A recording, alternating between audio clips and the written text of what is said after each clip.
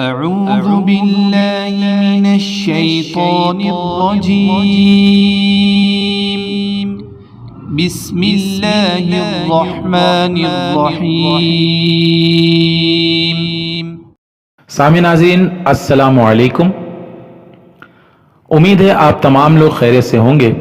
اللہ پاک سے دعا ہے اللہ پاک آپ تمام لوگوں کے درجات کو بلند کریں، آپ تمام لوگوں کی پریشانیوں کو دور کرے اور آپ تمام لوگوں کے خواہشات کو پورا کرے۔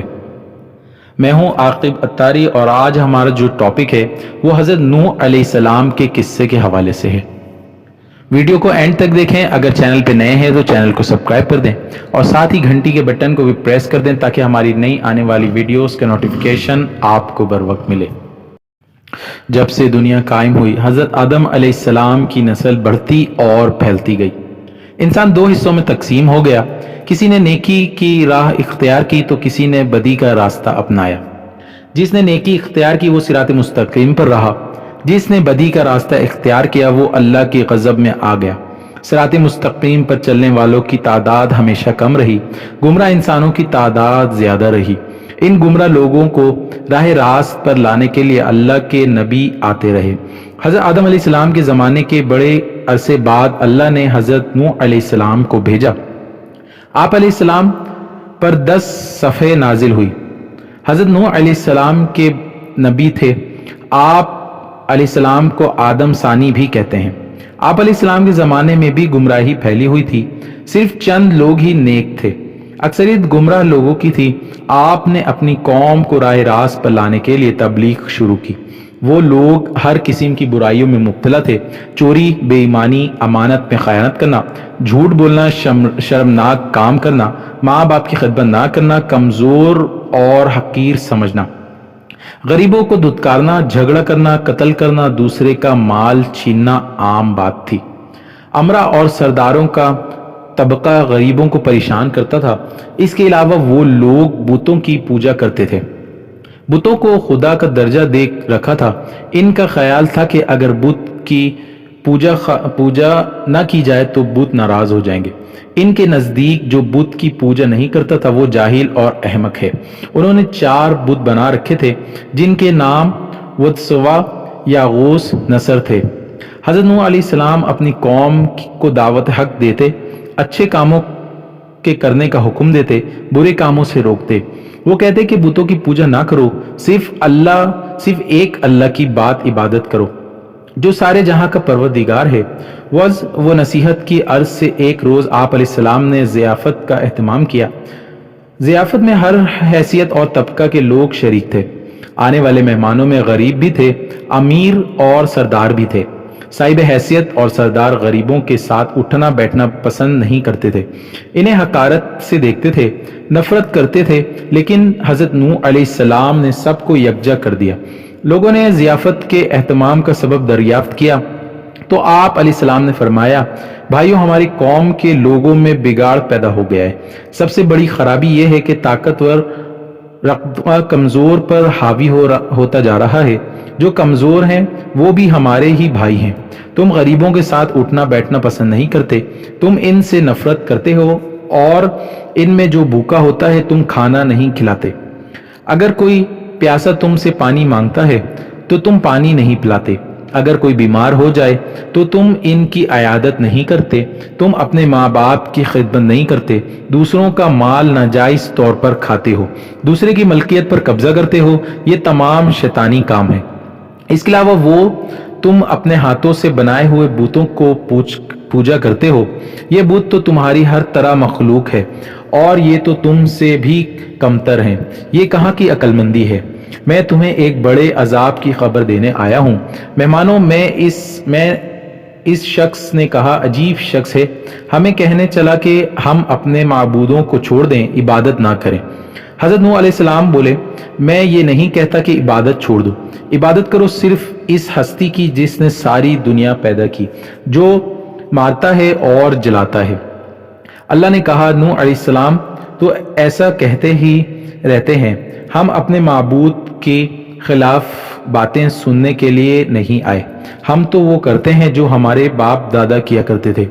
آخر میں لوگ مجلس سے اٹھ کر جانے لگے۔ ایک مرتبہ حضرت نوح علیہ السلام ایک راستے سے گزر رہے تھے کہ ایک بوڑھا نظر آیا۔ وہ بہت لاغر تھا، چلنے کی تاب نہیں تھی۔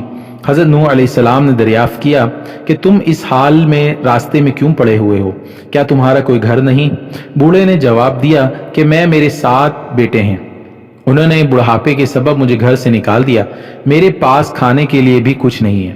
حضرت نوح علیہ السلام اسے اپنے گھر لے گئے اور کہا کہ تم اس گھر میں رہو، میں تمہیں کھانا دیا کروں گا۔ آپ علیہ السلام نے دعا کی تو ایک اجنبی شخص گھر میں داخل ہوا۔ اس کے ہاتھ میں ایک جوان تھا، اس میں ہر قسم کے کھانے تھے۔ اس نے حضرت نوح علیہ السلام سے فرمایا کہ یہ کھانا میں آپ علیہ السلام کے مہمان کے لیے لایا ہوں، اسے کھلا دیں۔ اس نے کہا کہ اللہ کسی کو کبھی بھوکا نہیں سلاتا۔ وہ بوڑھا حضرت نوح علیہ السلام پر ایمان لے آیا، ہر روز ہدایت کے غرض سے گھر سے نکلے اور ایک بلند مقام پر کھڑے ہو گئے اور بولے، لوگوں میں نیکی کی طرف بلا رہا ہوں، اللہ نے مجھے نبی بنا کر بھیجا ہے تاکہ میں تم لوگوں کو ہدایت کروں، میرا کہا مان لو تو فائدے میں رہو گے۔ تم لوگ ماں باپ کی خدمت کیا کرو، انہیں گھر سے نہ نکالو، انہیں تکلیف مت دو، ضرورت مندوں کی ضرورت پوری کرو، یتیموں بیواؤں اور محتاجوں کی مدد کرو، بیماروں کی عیادت کرو، ہر کمزور طاقتور کا محتاج ہوتا ہے، بات پر لوگوں کی جان نہ لو، یہ کام خدا کو پسند نہیں ہے۔ اگر تم سب اللہ کے احکام پر عمل کرو تو وہ تمہارے لیے کثرت سے تم پر بارش بھیجے گا، مال اور اولاد میں ترقی دے گا، تمہارے لیے نہریں بہائے گا۔ حضرت نوح علیہ السلام ہر ایک شخص کے پاس جا کر ہدایت کرتے، کبھی کبھی اجتماع سے بھی خطاب کرتے۔ ایک مرتبہ ایسا بھی ہوا کہ حضرت نوح علیہ السلام ایک راستے سے گزر رہے تھے تو کچھ لوگوں نے آپ علیہ السلام کا راستہ روک لیا اور مارنے کے در پہ ہو گئے۔ کچھ لوگوں نے پتھر بھی برسائے۔ ایک شخص آگے آیا، لوگوں سے کہا کہ تم اسے کیوں مارتے ہو؟ اس نے تمہارا کیا نقصان کیا ہے؟ تو لوگوں نے کہا کہ یہ ہمارے بتوں کے خلاف باتیں کرتا ہے جبکہ ہم عبادت کرتے ہیں۔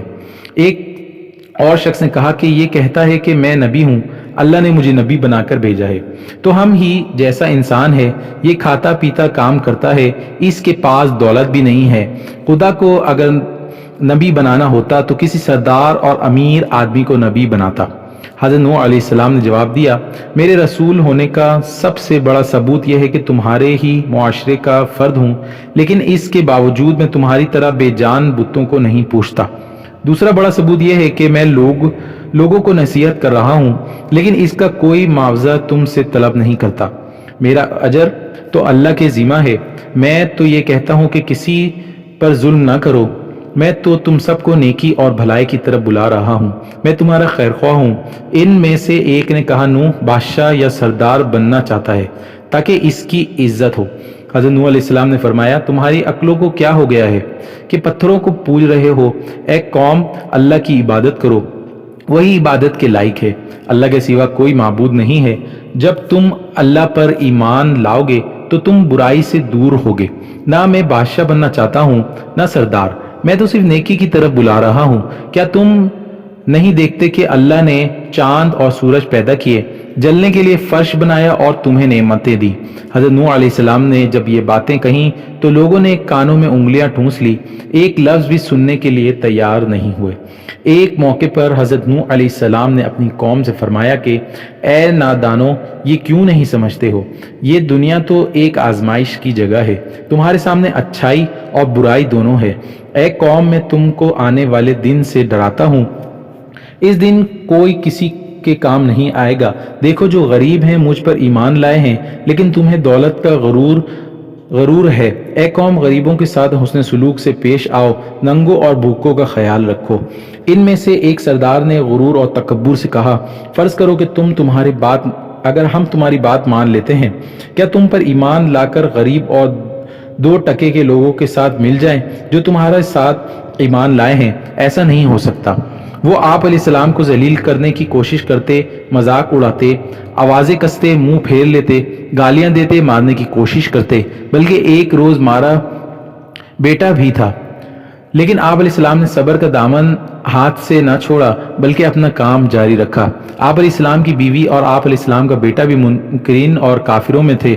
حضرت نوح علیہ السلام نے دعا کی، اے رب میرے پروردگار، میں نے اپنی قوم کو رات دن سمجھایا، حق کی طرف بلایا، میرے بلانے پر وہ زیادہ بھاگتے رہے۔ میں نے اعلانیہ اور خفیہ سمجھایا تو انہوں نے کانوں میں انگلیاں ٹھونس لی۔ اللہ تعالیٰ نے حضرت نوح علیہ السلام کو وحی بھیجی کہ ایک کشتی بناؤ اور ظالموں کے بارے میں کچھ نہ بولو۔ اللہ کے حکم کے مطابق آپ علیہ السلام نے کشتی تیار کرنا شروع کی۔ کچھ لوگوں نے مذاق کرتے ہوئے پوچھا، اے نوح کیا بنا رہے ہو؟ آپ علیہ السلام نے بتایا کہ میں ایک کشتی تیار کر رہا ہوں کیونکہ اللہ کی طرف سے عذاب آنے والا ہے۔ اللہ نے جو ڈھیل دے دی ہے وہ ختم ہو رہی ہے۔ جب وقت آئے گا ہر طرف پانی ہی پانی نظر آئے گا، صرف وہی بچے گا جو اس کشتی میں سوار ہوگا، جو بت پرستی سے توبہ کرے گا، گناہوں سے معافی مانگے گا، اسی کو اس کشتی میں جگہ ملے گی۔ لوگ بولے، اے نوح علیہ السلام یہ زمین تو خشک ہے، ایسے آثار بھی نہیں ہیں کہ اتنا پانی ہو جائے کہ کشتی تیرنے لگے۔ نوح کا تو دماغ ہی چل بسا ہے۔ حضرت نوح علیہ السلام اس قسم کی باتوں سے بالکل مایوس ہو چکے اور اصلاح کی کوئی امید ہی نظر نہیں آ رہی تھی۔ جب کشتی بن کر تیار ہو گئی تو لوگ کشتی میں غلاظت پھینک دیتے۔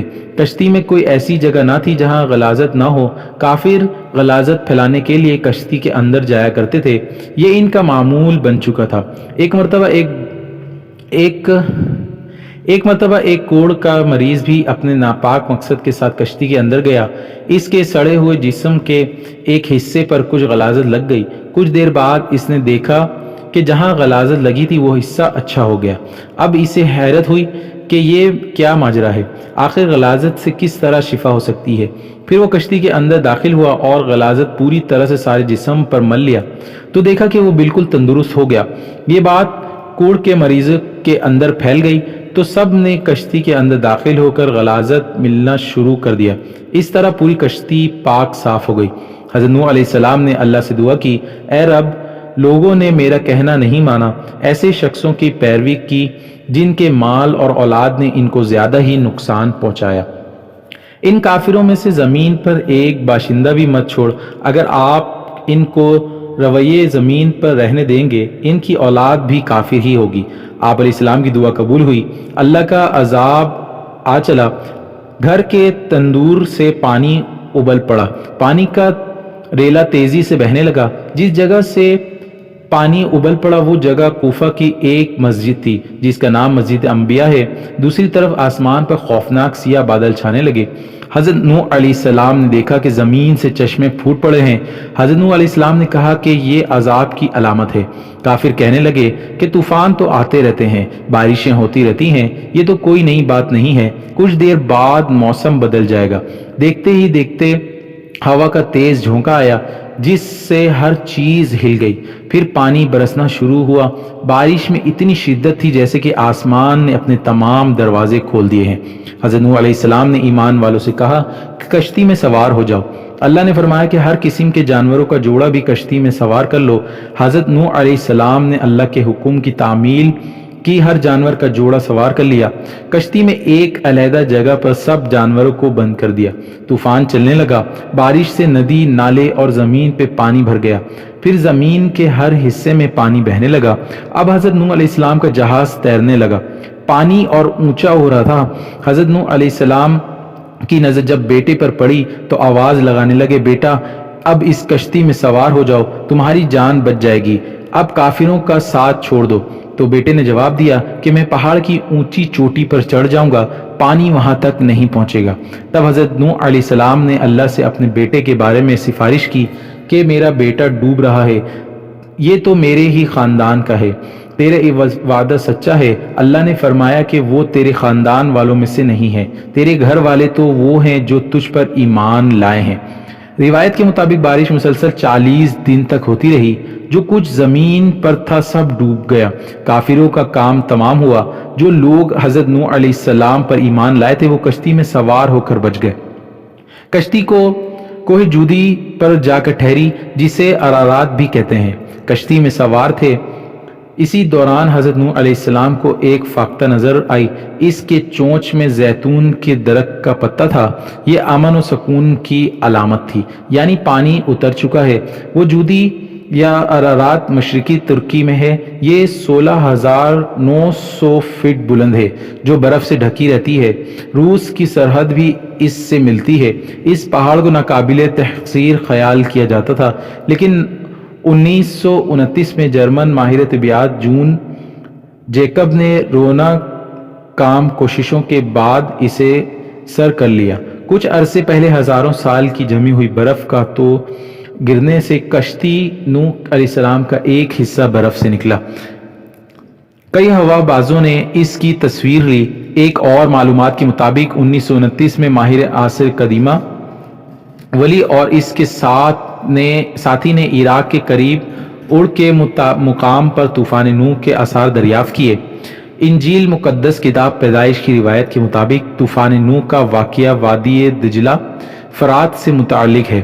عراق میں قدیم زمانوں میں لکھے گئے کتبے دریافت ہوئے، ان میں ایک زبردست طوفان کا ذکر تفصیل سے ملتا ہے۔ ایک ماہر نے دعویٰ کیا ہے کہ اس نے شہر اور کی سب سے نچلی سطح میں طوفان نوح کے آثار پائے ہیں۔ عیسائیوں اور یہودیوں کی الہامی کتب میں ارارات کا ذکر طوفان نوح کے حوالے سے آیا ہے۔ بائبل میں لکھا ہے کہ ساتویں مہینے کے 17ویں دن کشتی نوح ارارات نامی پہاڑ پر آ لگی۔ اللہ پاک سے دعا ہے اللہ پاک ہمیں دین و دنیا میں کامیابی عطا کرے۔